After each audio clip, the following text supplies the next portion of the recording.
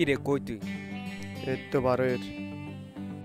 তাড়াতাড়ি আয়, আমার সকাল সকালে ঘুম ভাঙ। এত সময় লাগেনি। আজকের ব্লগটি খুবই স্পেশাল একটি ব্লগ। এই ব্লগটি সীতাকুণ্ড সিরিজের প্রথম ব্লগ। সীতাকুণ্ড সিরিজে মাত্র 3 দিনে আমরা 11টি ঝর্ণা, একটি পাহাড় ও 3টি সমুদ্র ঘুরে দেখেছি। মাত্র 3 দিনে আমাদের এতগুলো জায়গা ঘুরে দেখা সম্ভব হয়েছে কারণ আমাদের কাছে ছিল প্রপার একটি ট্যুর প্ল্যান। আর আমরা ট্যুর প্ল্যান অনুযায়ী আগের দিন রাতে চলে যাই সীতাকুণ্ড বাজার। কিন্তু কথা হচ্ছে মাইতি থেকে সীতাকুণ্ড বাজার পর্যন্ত বাস ভাড়া 300 টাকার পরিবর্তে আপনি কিভাবে 140 থেকে 160 টাকা দিয়ে যাবেন, আজকের ব্লগে এটারই বিস্তারিত কথা বলবো।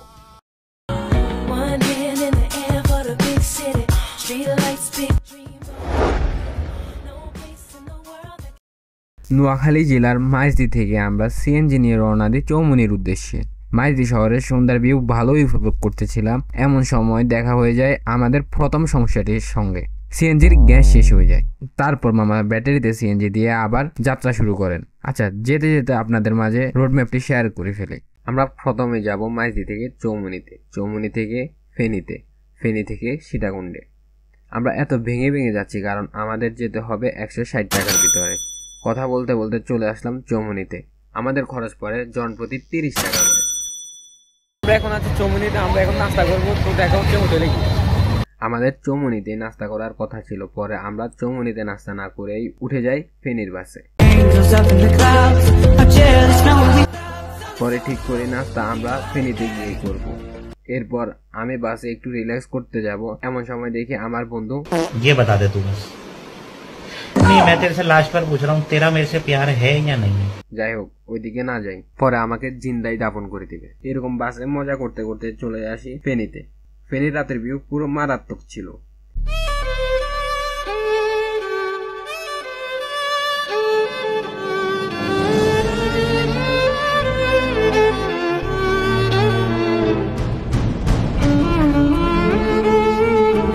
কিন্তু আমাদের খুব ভালো রকমেরই ক্ষুদে লেগে যায়, তাই আমরা চলে যাই নাস্তা করতে।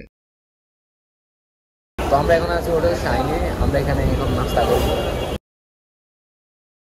তো আমাদের খাওয়া এখানে শেষ, আর এখানে খাওয়াগুলো এত ভালো ছিল যেটা বলার কথা। আমার ধারণা করলে যে খাওয়াগুলো এত ভালো ছিল। তো আমাদের নাস্তা করতে খরচ হয় জনপ্রতি 90 টাকা করে। তাদের নাস্তাগুলো সত্যিই মজাদার ছিল। ক্লান্ত শরীরে মজাদার খাবারগুলো খুব ভালোই লাগতেছিল। এরপর আমরা উঠে যাই সীতাকুণ্ডের বাসে, কিন্তু আমরা লোকাল বাসে না উঠে পড়েই সার্ভিস বাসে। তো আমরা এখন ফেনী থেকে সীতাকুণ্ডের উদ্দেশ্যে রওনা দিচ্ছি, আর আমাদের একটা চুনা লেগে গেছে। আমরা লোকালে আমরা উঠে গেছি, যাতে আমাদের থেকে এখন 70 টাকা ভাড়া, আমাদের থেকে এখন 150 টাকা করে নিচ্ছে। আসলে চুনা না, ভালোই হয়েছে, কারণ বাসে আমাদের দুজনেরই সমস্যা হয়, তাই আমরা একটু চিন্তায় ছিলাম।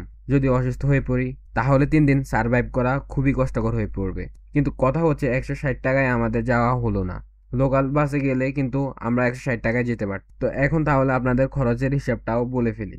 আপনি যদি মাইজি থেকে আসেন তাহলে আপনার চৌমুনি পর্যন্ত ভাড়া পড়বে 30 টাকা, চৌমুনি থেকে ফেনী 60 টাকা, আর ফেনী থেকে সীতাকুণ্ড 70 টাকা, সর্বমোট 160 টাকা। আর চাইলে আপনি ডিরেক্ট সার্ভিস বাসেও যেতে পারেন, সেক্ষেত্রে ভাড়া পড়বে 300 টাকা।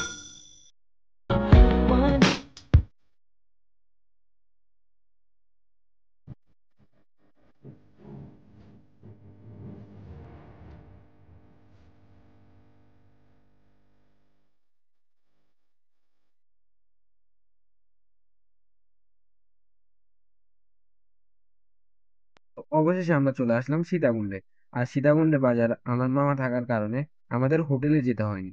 কিন্তু আপনাদের সুবিধার্থে আমরা একটা হোটেল সাজেস্ট করতে পারি, যেখানে আপনারা মাত্র 4 জনে 600 টাকা দিয়ে থাকতে পারবেন পার ডে। আর অন্য হোটেলগুলোতে 800 থেকে 1200 টাকা পর্যন্ত নিয়ে যাবে আপনাদের থেকে। আর এই হোটেলে আরো ভালো একটা সুবিধা পাবেন। অন্য হোটেলগুলোতে যেখানে আপনার 11টার মধ্যেই হোটেল ছেড়ে দিতে হয়, সেখানে আপনারা 3টা থেকে 4টা পর্যন্ত থাকতে পারবেন। আর আমরা এই হোটেলটার কথা জানতে পারি আমাদের চন্দ্রনাথ পাহাড়ে ঘুরতে যাওয়ার সময় একটা টিমের সাথে পরিচয়, আর ওই টিমটাই আমাদের এই সকল তথ্য দেয় এই হোটেলটার ব্যাপারে।